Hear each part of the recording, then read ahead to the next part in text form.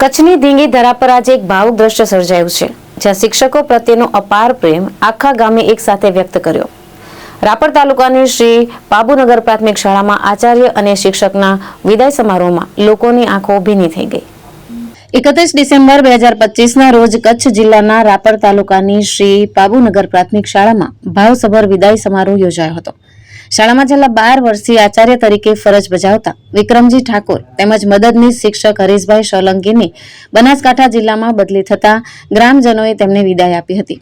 આ વિદાય સમારોહમાં ગેડી સીઆરસી હરીશભાઈ ડાંગર, રાપર તાલુકા પ્રાથમિક શિક્ષક સંઘના હોદ્દેદાર રોનકભાઈ, ગેડી ગ્રુપ શાળાના આચાર્ય ભૂપેન્દ્રભાઈ ઠાકોર, એસએમસીના સભ્યો, સામાજિક રાજકીય આગેવાનો, વડીલો, પેટા શાળાના આચાર્યો, શિક્ષક સ્ટાફ, ગેડી પીએચસીનો સ્ટાફ તેમજ મોટી સંખ્યામાં ગ્રામજનો હાજર રહ્યા હતા।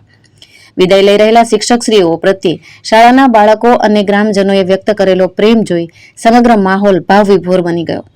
આ દ્રશ્યએ સાબિત કરી દીધું કે શિક્ષક માત્ર નોકરી નથી, પરંતુ સમાજ માટે એક દીવો છે। જીતુ સોલંકી, દ્રષ્ટિકોણ ન્યૂઝ, બનાસકાંઠા।